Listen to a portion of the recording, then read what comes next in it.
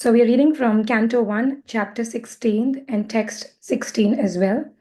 We read the verse, the synonyms translation and the purport yesterday. But I feel like, though we've read the purport yesterday, I strongly feel that we should go back to this and we should read it slowly again, carefully. We should read it again and chew on it slowly, little by little at a time, relishing the sweet nectar. So basically this verse basically summarizes the entire crux of the moment that we are sitting in. Sarathya para sada seva. Sorry.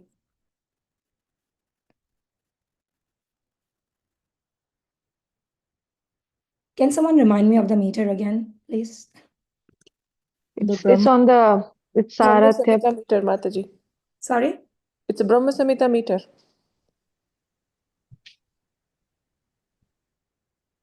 It goes like, sorry? it goes like Sarathya Prasada Oh, yes, Sevana. that's it. Thank you. Thank you, Vadarbi. Sarathya parasada sevana sakya dotya virasana gumanastavana pranamamam snigdeshu pandadushu jagat pranitam cha vishnur bhaktim karoti nirpatis charanaravinde. Translation and purport by His Divine Grace A.C. Bhaktivedanta Swami Srila Prabhupada. Srila Prabhupada ki Jai. Maharaj Parīkṣit heard out of his causeless mercy, Lord Krishna Vishnu, who is universally obeyed, rendered all kinds of service to the malleable sons of Pandu by accepting posts ranging from chariot driver to president to messenger, friend, night watchman, etc., according to the will of the Pandavas, obeying them like a servant and offering obeisances like one younger in years. When he heard this, Maharaj Parīkṣit became overwhelmed with devotion to the lotus feet of the Lord. So we can see that the very beginning of the text, translation says, Maharaj Parīkṣit heard out of his causeless mercy, right? Out of Lord Krishna's causeless mercy. And this is an important topic that we must spend some time on because our entire movement is based on this causeless mercy. It is said that our prayers help us to cover halfway to the spiritual world. Fasting and charity can actually get us to the doorsteps of the spiritual world. But it is the mercy that is actually going to get us in. So that is the importance of mercy. And the amount of mercy we have within this movement is extraordinary. It is called a mercy movement. And the mercy is so great that it is expanding in all directions. And whoever is touched by this mercy will touch this mercy onto others. And then, it just keeps on expanding. There is no end to this. And we can go on talking about causeless mercy for hours, days, weeks, months, years, and even lifetimes, because it is all about mercy. Question was asked to Bhakti Vikas Swami. Sometimes people come and go. Why do people go if there is causeless mercy? So I'm not able to understand what this causeless mercy is. To which Maharaj replied, that's why we can't understand, because it is causeless. Right?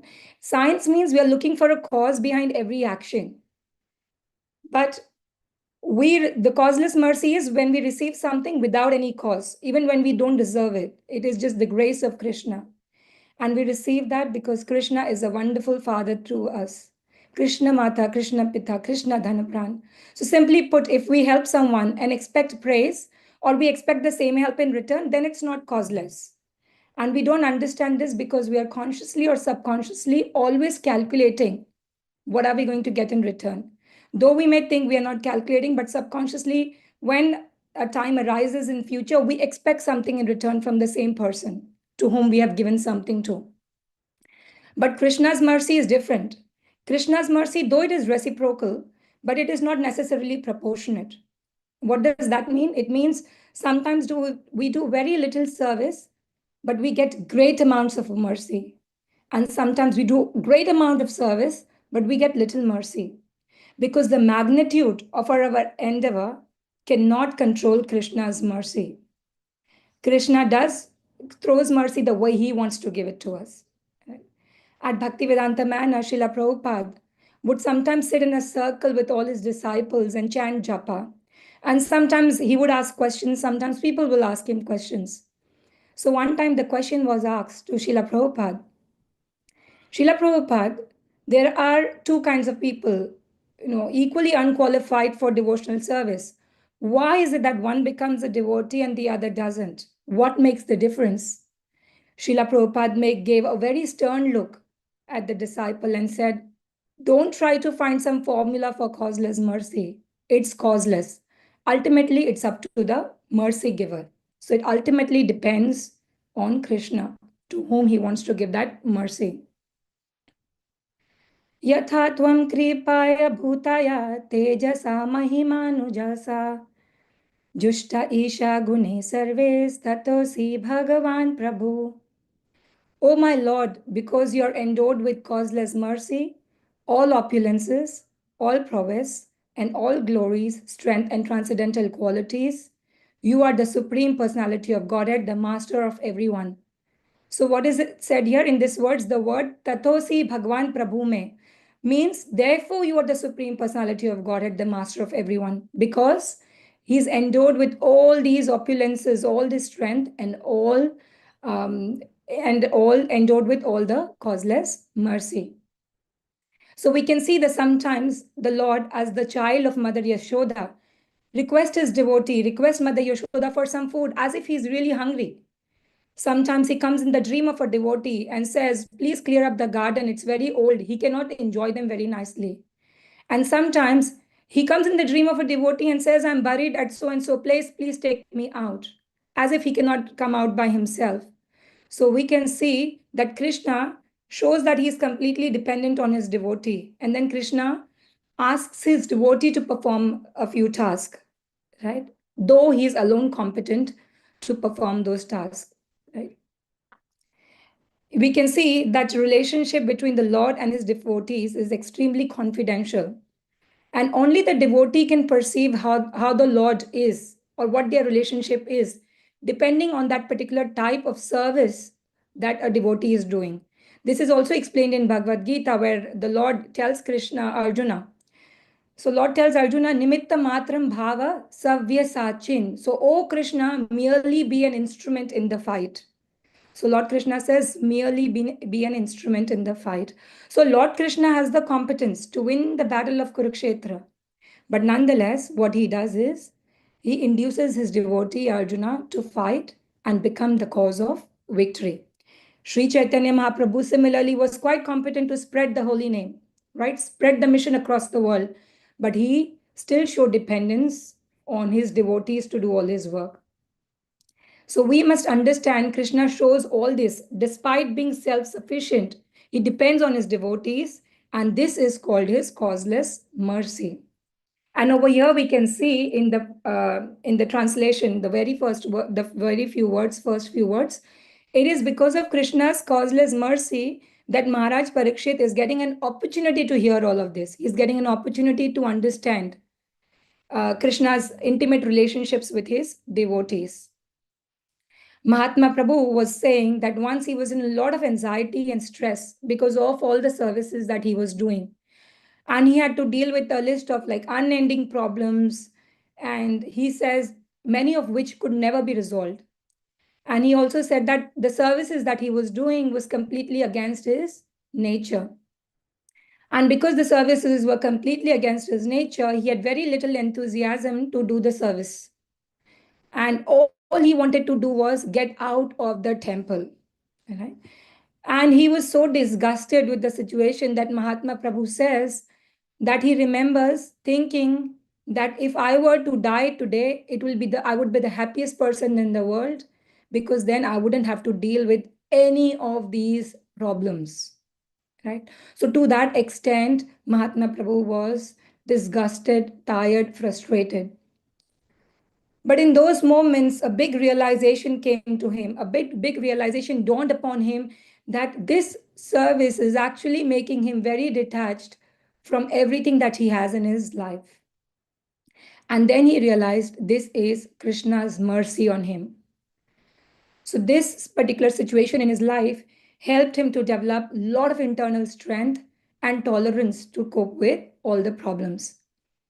What happened as a result? He became more equipped to deal with different trying circumstances that obviously he faces them on a bigger scale now, right? So he feels that he was very fortunate to have suffered.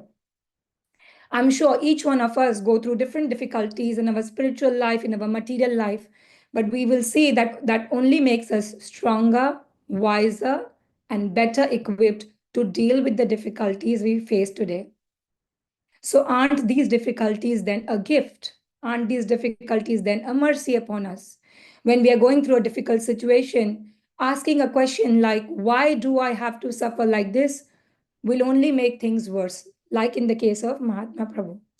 But Mahatma Prabhu says that we have to ask ourselves empowering questions, right? The quality of questions that we ask ourselves is very important because that will actually help us shape our consciousness. And the question that we need to ask is, how it's Krishna's mercy and what are we supposed to learn from this situation? And then we will eventually realize that every situation that we are going through is a special gift that Krishna is giving us. So the gift of utilizing this situation is an important lesson to learn, right? We can make a list either on a paper or in our mind. So on one side, we can write down each and every person who has helped us in our life. So it will be our spiritual master, our Shiksha gurus, our teachers from school, colleges, different authors. If we have read any books, any historical personalities like Mahatma Gandhi or someone else, we make a list of them on one side, of everyone who has helped us. And on the other side, we should write down a list of every person who has hurt us, right? And now we go over through the list of all the people who have hurt us and think about, did any of their behavior help me become a bit stronger, help me become a bit more tolerant, help me develop the quality of patience? And if so, if that person has helped me in any which way, then we have to cross out the name from that particular column and put it in the list of the person who has helped me column. And eventually, the point is obvious. We will realize the enemy is often a friend. Similarly, the negative situation that we are going through may actually become a positive one. So it's all Krishna's mercy. It has all along been Krishna's mercy. And guess what? We are even more special because we have got Srila Prabhupada's mercy as well. Srila Prabhupada is such a mercy giver that he never asked us to fill out any questionnaires, right? Even to his first disciples, he never asked to fill out a questionnaire, a background check of what good you have done, what bad you have done. No such thing as auditioning was done when he made any disciples. All he said was, whatever you have done, that's behind you. But from this point on, follow the rules and regulations. And that should be our disposition as well. Our disposition towards Krishna consciousness as well. There should be an effort to bend over backwards to try to serve Krishna. We have to bend over backwards to try and help out Chaitanya Mahaprabhu in his mission, Srila Prabhupada in his mission. And that is the only thing that we have to work upon, right? Let's continue reading the purport little by little, and then we'll analyze the purport a little bit. So it says, Lord Krishna is everything to the unalloyed devotees like the Pandavas. The Lord was for them the Supreme Lord, the spiritual master, the worshipable deity, the guide, the chariot driver, the friend, the servant, the messenger, and everything they could conceive of. And thus, the Lord also reciprocated the feelings of the Pandavas. So we can again see over here that what's happening. So Maharaj Parīkṣit is hearing about the exchange of love between Lord and Pandavas, exchange of love between Lord and his devotees. And we cannot calculate this relationship between the servant and the master by our material experience. Right? In the material world, in the material experience, if we go to look at it, a master is always a master And a servant is always a servant. But in the spiritual world, what happens?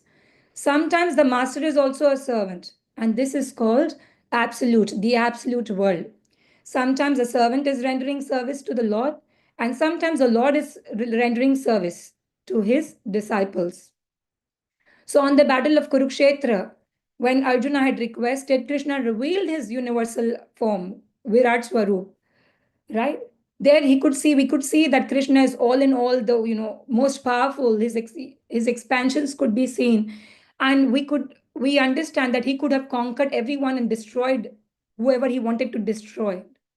Yet, at the same time, Krishna is taking such a humble position that in any way that Pandavas desired. He's called over here as Sarathya, acceptance of the post of a chariot driver. He was Parthasarthi, right? Which is one of the most menial tasks on a battlefield.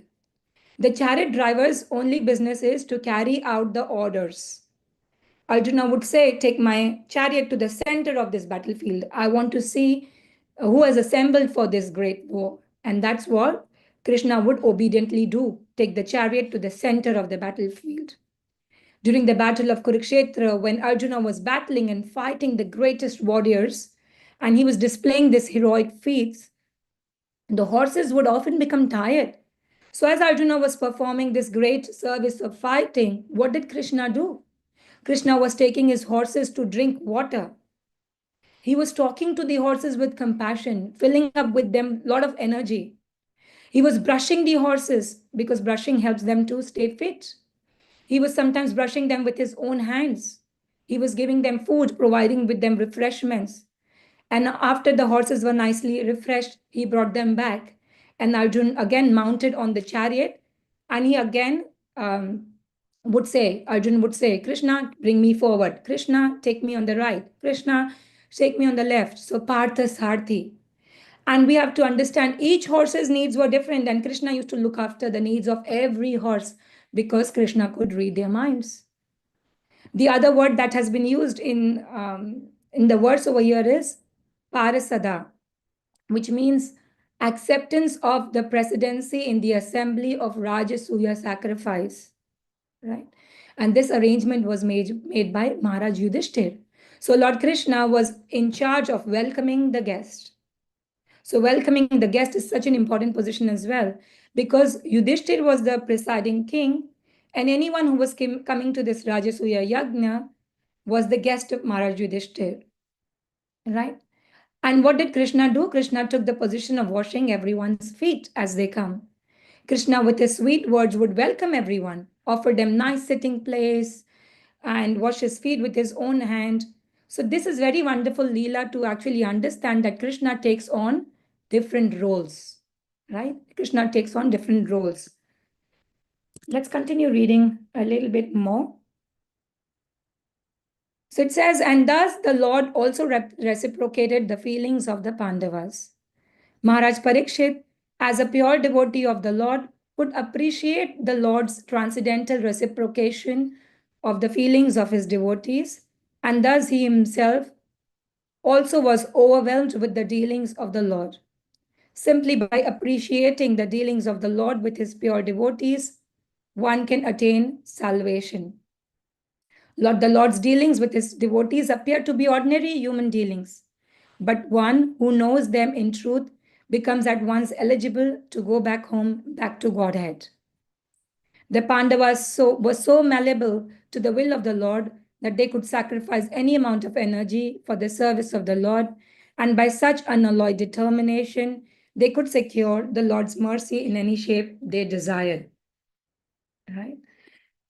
So we can see that Maharaj Parīkṣit could really relish and appreciate the Lord's transcendental reciprocation of feelings because Maharaj Parīkṣit is a pure devotee of the Lord. Right? We read about Vasudev Datta in Chaitanya Charitamrita, who is a companion of Mahaprabhu. And he said he wanted to deliver the entire universe by taking on the sinful reactions of everyone in the universe. And he actually said that, and he really wanted to do that. Lord Chaitanya was so impressed by Vasudev Datta that he said, you have purchased me. And he said, you can sell me in the marketplace. And then he went on to say, Lord Chaitanya Mahaprabhu went on to say something really nice, very special. He said, whoever touches the body of Vasudeva Datta will go back to Godhead. Not only that, even the wind that has touched the body of Vasudeva Datta, if that wind now touches our body, we will be purified. Now we have to understand this is how Lord reciprocates. So we can see that we can purchase Krishna little by little, Krishna is purchased. And that's how Krishna reciprocates. And that's the causeless mercy of Krishna. So in this way, we can see how a devotee carries the qualities of Krishna. It is said that when the devotee gradually develops the qualities of Krishna, he becomes even more focused. When he is more focused on the service of Krishna, that's when he develops the qualities of Krishna. And we can see that through the example of Vasudeva Datta. And we can also see that in the example of Srila Prabhupada. Right? In a similar instance, Radhanath Swami actually cites an example where he talks about how only pure devotees can enjoy the pastimes of the Lord. In this case, we can see that Maharaj Parīkṣit is really enjoying the pastimes of the Lord. And we'll see how Srila Prabhupada used to also enjoy the pastimes of the Lord. So we are talking about 1972, where Srila Prabhupada, during Janmashtami in New Vrindavan, he asked all his disciples to read Krishna book, right? But he asked them to read post midnight. So at 12 o'clock, he wanted everyone to sit down and start reading Krishna book. For 3 hours, they were reading Krishna book that night. So from 12 a.m. to 3 a.m. Now we have to understand it's Janmashtami. Everyone was fasting. Everyone was tired. Just like, all of us, when during Janmashtami, we know how it is. The preparations go on for weeks. There is a late night program. So many are enthusiastically engaged in different services. Everyone attends Mangala Aarti. Then they chant their round. They're constantly cooking, decorating, getting ready for the cultural performances, setting up different tents. So there's so much that goes on. And very little sleep. So everyone was, likewise very tired that night. Everyone had also attended the Bhagavatam class. Now, every devotee that particular night, whether it was a learned Brahmana, to the stalwart sannyasis, to the most surrendered brahmacharis, to the most charitable grahasthas, they were somehow or the other, everyone was struggling to stay awake that night. Everyone was trying not to snore too loud because everyone was sleeping. They were falling on each other that night. Those who were sitting, they actually became the pillows of people who were actually falling on them. And the greatest danger was, Radhanath Swami says, the greatest danger was that one might fall on top of a sannyasi's danda and will injure themselves. So it was actually, Radhanath Swami with a big smile, he says it was actually a very big struggle. And devotees had to take turns to read Krishna book that night. Now, Srila Prabhupada was sitting on Vyasasan. He had his back straight. He was looking at Radha Vrindavan Chandra. He was listening intensively. He was actually experiencing Krishna's Leela by the sound vibration. He was actually seeing Krishna Leela happening right in front of his eyes. And he was actually participating in the Leela. He was hearing each and every word. And each and every disciple who was seated there was trying to follow in as a footstep. But Prabhupada is Prabhupada, right? When the chapter ended, thus ends the first chapter, the Krishna, the Supreme Personality of Godhead, entitled The Birth of Krishna. Everyone somehow or the other woke up when that passage was spoken, and everyone with whatever little energy they had, they said Jai. Now, Jai that night did not mean at all the glories to this chapter, which is normally the case. Jai that night meant glories to the fact that the chapter has actually ended. Now, the room was crowded, so crowded that it was hot. It was raining outside, pouring outside, and devotees just wanted to take prasadam. And then Srila Prabhupada reciprocated after the end of the first chapter with those immortal words. He said, next chapter. So now the sannyasis started to read the next chapter. the chapter of the prayers by the demigods to Krishna in the womb. And Radhanath Swami describes that that seemed like lasting for eternity, seemed like it would never end. And devotees were thinking, why these demigods are praying so much? The demigods are praying one prayer after the another and keeps going. And Prabhupada was listening all of this with rapt attention. Actually, Srila Prabhupada had tears at the corner of his eyes as he was listening to devotees, sharing or reciting that pastime. Right? Now, each and everyone in the room could hear somebody fall, somebody snore, but all Srila Prabhupada could hear was the words that were being recited. And then it came, and thus ends the next chapter, right? And then Srila Prabhupada would say again, next chapter. That's how he responded. Now, Prabhupada, he also didn't have any prasadam. He didn't have any sleep that day. He was busier than each and every one doing the wonderful seva that night. He was greeting so many people, doing so many translation, but he still had the taste for hearing about Krishna. He had that unlimited taste about hearing and listening about Krishna. And after so many chapters went by, what happened? Devotees had no energy to even say Jai anymore. So Srila Prabhupada, he looked at each and every one of them with great compassion. And, Radhanath Swami says he must be thinking, this is what Krishna has sent me. This is who I am. He looked and there was compassion, pity in his eyes. Then he actually smiled and he said, Srila Prabhupada said, you must be tired, right? You must be tired. You must go and take rest, right? And you must go and eat something. And everyone with great, echoing, there was an echoing and everyone said, joyfully said, Jai. So to hear these beautiful stories and leelas of Lord Krishna is the greatest treasure of life. And pure devotees enjoy it even more than the ordinary devotees. It is the life and soul of Vaishnavas.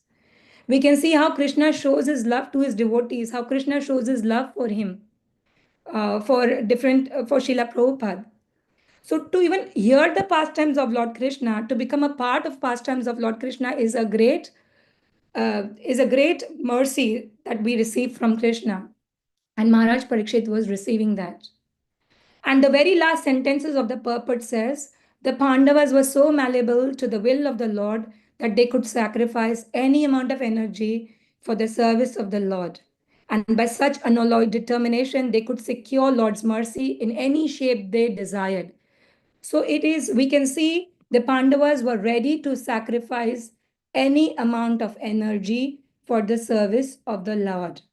And that's an important lesson that each one of us should take today, that we should be ready to sacrifice any amount of energy, any amount of service that needs to be done for the Lord. We have to be ready to do that with great enthusiasm, with great determination. And what happens then? When we reach the door of the spiritual world with everything, with all the services, with all the deeds, good deeds that we have done, that we have collected, we reach there. But to enter through the doors of the spiritual world, we will need that special mercy, right? We have read, I think previously as well, that Krishna Das Kaviraj Goswami, he says in Chaitanya Charitamrita, Jagay madai hoite muni se papishta, puri se rakita hoite muni se lagishta. Which means Krishnadas Kaviraj Goswami thinks that is lower than the worms in the stool. One might think that it is a serious case of low self-esteem.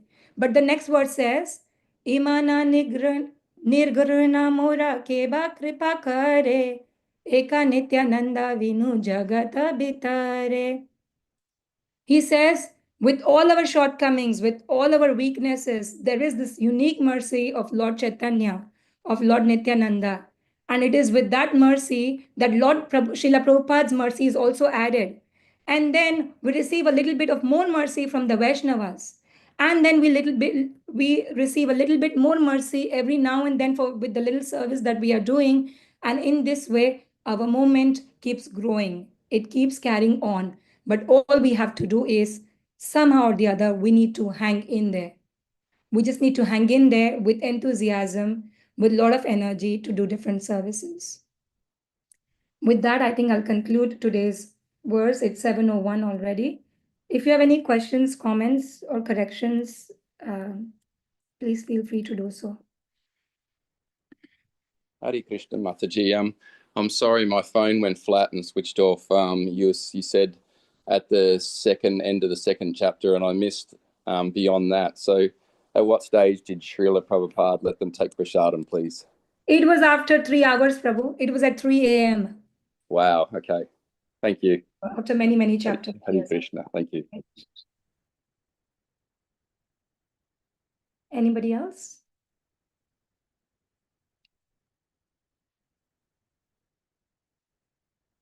Okay. Then Thank you. Yes, Prabhu. Thank you very much, Mataji. Nice class. Thank you. Thank you, Prabhu. No question. Hare Krishna. Hare Hare Krishna. Krishna. Grantraj Srīmad Bhāgavatam ki jai. Ji. Srila Prabhupada ki jai. Have a blessed day, everyone. Bina Bhakti Mataji ki jai. Jai. Ki jai. Hare Krishna Mataji, thank you very much. Thank you, Mataji. Thank you, Hare Mataji. Krishna. Hare Krishna. Thank you very much. Hare Krishna Mataji.